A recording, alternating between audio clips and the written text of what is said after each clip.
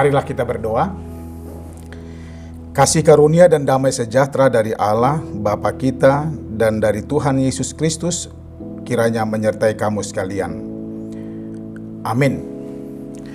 Selamat pagi dan salam sehat bagi semua jemaat HKBP Sutoyo yang diberkati Tuhan. Horas.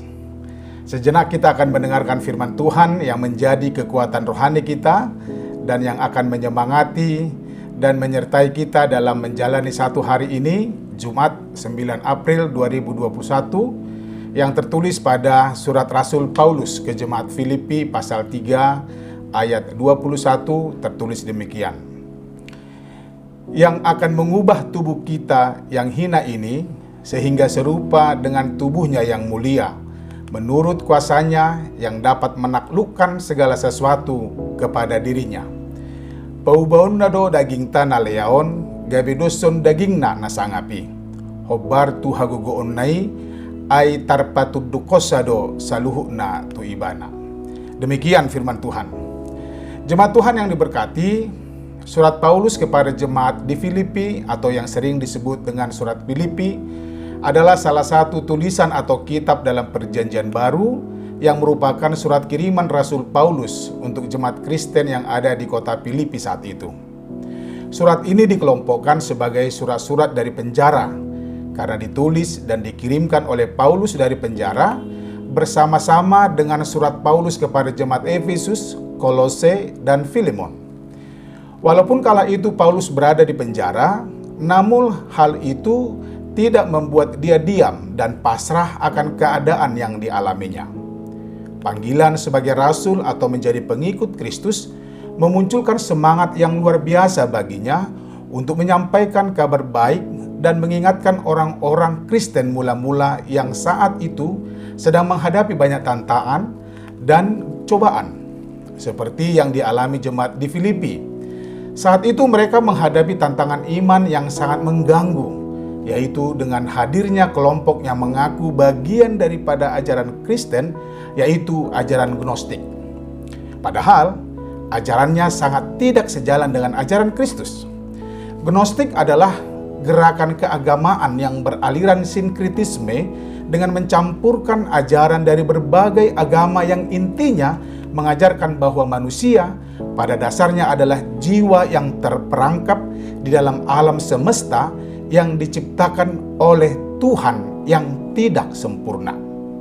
Dan pengetahuan adalah merupakan jalan untuk memperoleh keselamatan. Ajaran ini sangat mengandalkan akal dan logika, dan iman kepada Kristus dianggap menjadi tidak penting. Bagi jemaat mula-mula, ini sangat membingungkan. Tidak ayal bagi jemaat Filipi yang pada umumnya adalah dari kalangan non-Yahudi atau orang Yahudi, dan juga yang disebut dengan orang-orang yang takut akan Tuhan yang baru menjadi Kristen, sangatlah terganggu imannya. Banyak jemaat hampir tergoda. Sebagian sudah tergoda lalu meninggalkan Kristus. Jemaat yang diberkati Tuhan, bagi Paulus, Kristus adalah pusat dari iman. Yesus Kristus yang dipercaya sebagai Allah yang menjadi manusia tidak perlu diragukan lagi. Yesus adalah Allah yang telah menjadi manusia dan memiliki kuasa yang tidak dimiliki siapapun di dunia ini, karena Dia adalah Allah. Hal inilah yang menjadikan keyakinan Paulus yang walaupun di dalam penjara untuk mengajarkan kepada jemaat Filipi dan kita juga bagi saat ini bahwa Yesus yang sudah mati dan bangkit dalam kemuliaannya menjadikan manusia seperti Dia. Mati dan bangkit.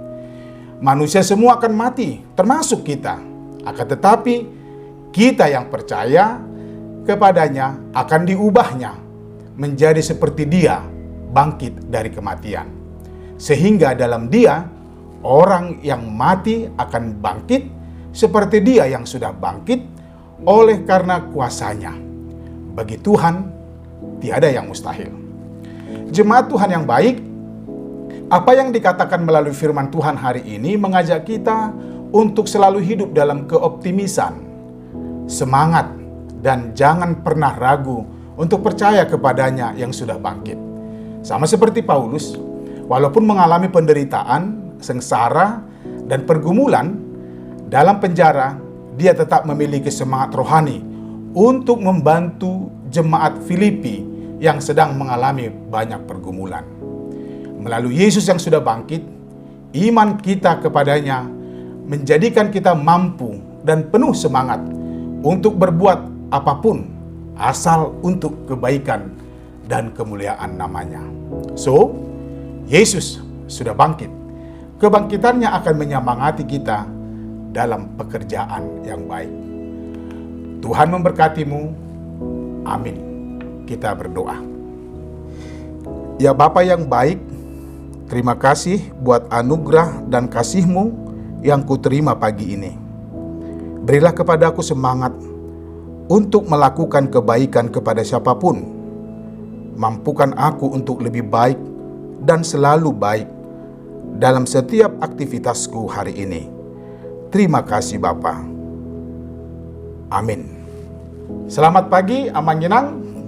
Tetap semangat dan ingat 5M, memakai masker, mencuci tangan di air yang mengalir, menjaga jarak, menjauhi kerumunan, dan membatasi interaksi kepada siapapun. Yakinlah Tuhan bersama kita. Horas!